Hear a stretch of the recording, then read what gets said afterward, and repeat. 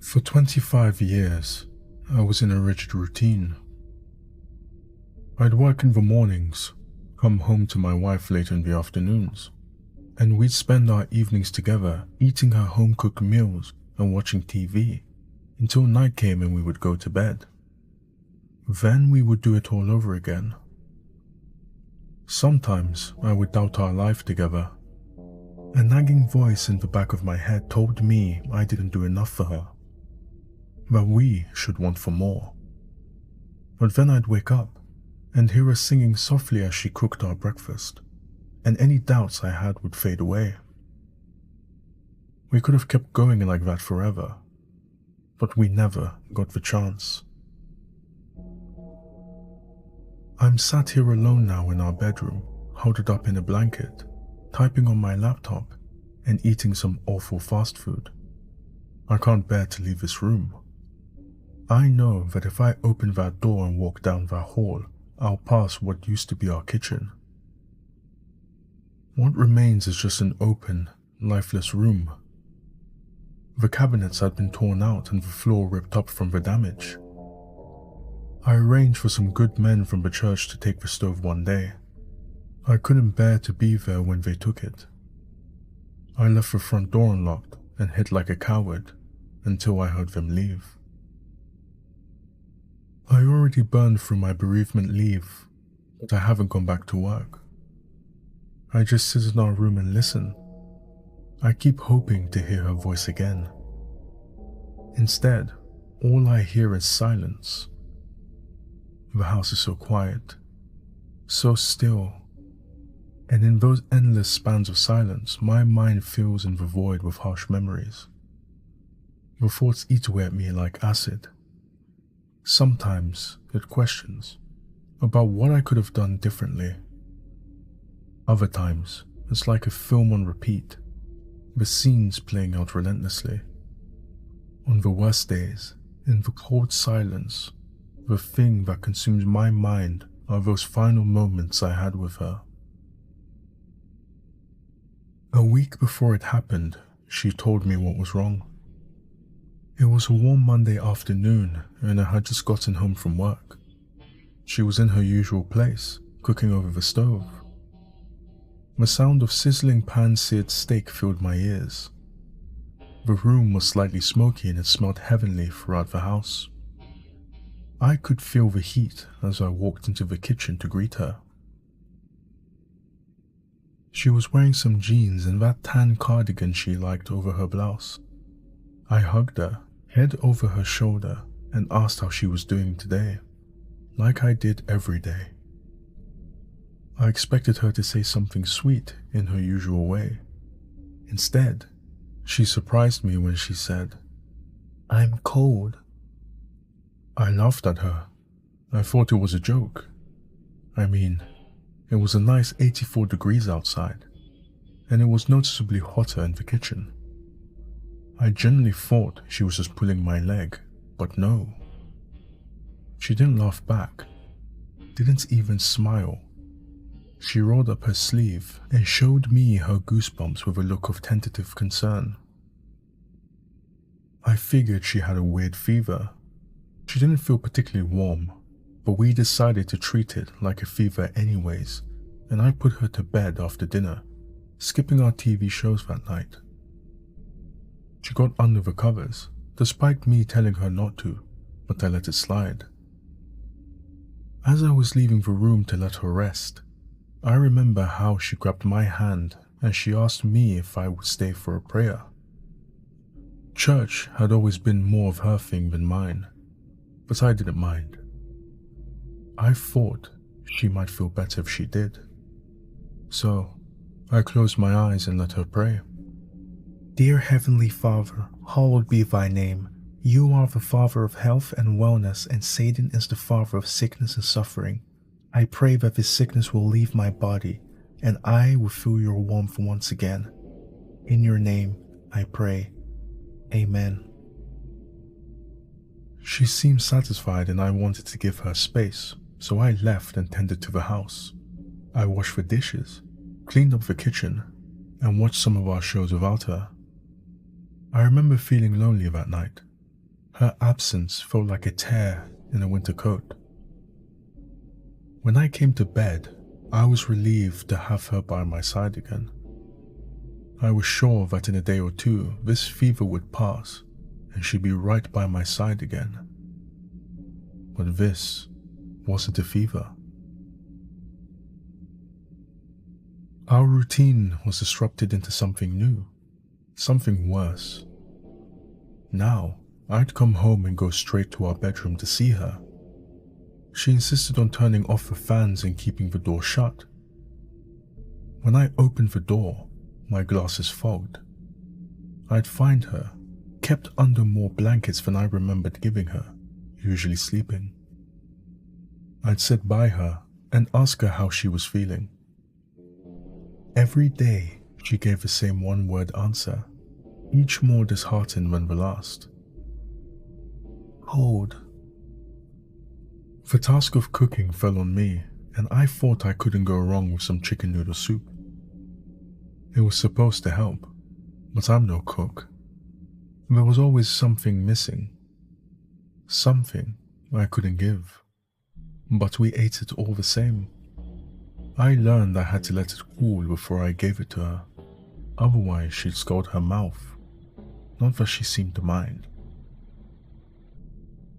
After dinner, I would clean up, watch some shows alone while she went back to sleep. Then I'd join her in bed. I tried to snuggle up to her, to give her some of my body heat. I tried to take the cold from her, but after a time, I gave up. She was too cold to hold on to any long period of time. I wish I held her anyways. Sometimes I would press my hand against her cheek, then her forehead. Sometimes she pressed back against my hand. This sickness had affected her physically, but under those blankets, behind the shivering, somewhere beyond the cold, the woman I loved was in there, fighting. The earliest doctor's appointment we could get was a Thursday morning.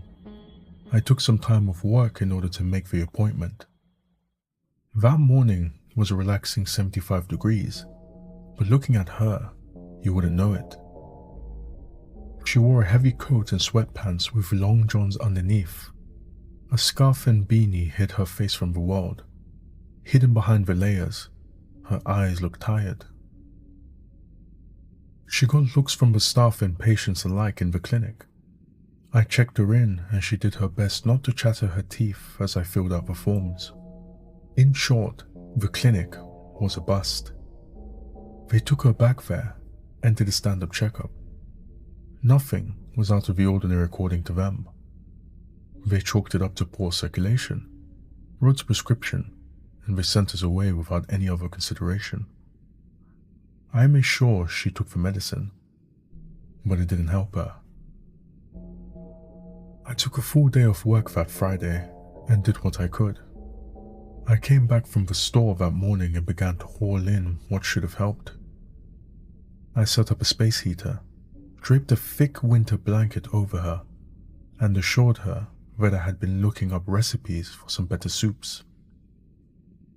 Despite all this, I heard her shivering as I closed the door. She laid in there all day, only getting up to use the restroom, but that was getting less frequent. I would sit in there for 10 minutes or so at a time, before having to leave again. The room was too hot now, and I couldn't stand to be in there any longer than I was. I checked on her often, sat when I could, and when I was out, I would call the doctor again and explain that she was getting worse. She was getting colder. There was nothing they could or would do. Friday night came and went. More soup, more tea, more dishes. I had to take to sleeping on the couch, as our room was far too hot for me. Every couple of hours I woke up alone, and when I did, I would walk over to the door and listen for her. Once I heard her shivering. Another time she was snoring. Another, she was crying. Saturday morning, I woke up later than normal. I began the new routine. Start the coffee, start the tea, start breakfast. It was quiet that morning, lifeless. I could never cook like her. She had an aura about her that filled the house with energy when she cooked. Most mornings she would be cooking, humming along to some song I never knew, without a care in the world. She was happy. Maybe that's what my dishes were missing. Everything I cooked was made with worry. I put it all on a tray and took it to our room. After a night without her, I was determined to bear the heat and sit with her for longer. When I opened the door, I found our bed empty, 7 blankets strewn about the room, thrown off without a care, leading to our bathroom. The shower was running. Steam billowed out of the bathroom and bled into our bedroom from behind the closed door. I put down the tray and knocked. Then again. Then, with more urgency. Each time I got no answer. I had begun to sweat. The heat from the room was bad enough, but the steam from the bathroom felt scalding. I tried the door, but it was locked. I had to think, but the heat was starting to take its toll on me. I felt sapped, exhausted. How could she stand this horrible room? I yelled for her, and when I heard no answer, I used what strength I could muster and kicked the door. Once, then twice, then the door gave way. The heat hit me like an oven, and inside was my wife. I found her in the shower, burned and shivering. She was sat on the shower floor with the water hitting her back. There was a big red circle where the water had burned her. Soft chunks of skin flowed off her back and towards the drain. I learned that she had turned the temperature on our water heater as high as it would go, and then turned the shower on and sat. She didn't know how long she was in there, or how long she would have stayed if I didn't get her. All she knew is that she was cold. I got her out of the shower. She fought me until I mentioned the blankets. Then she let me guide her back to bed.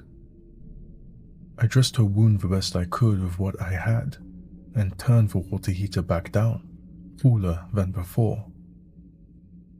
She got really low after that. She refused to go to the clinic again, or anywhere for that matter. The heater and blankets were at home, and that's where she demanded to stay.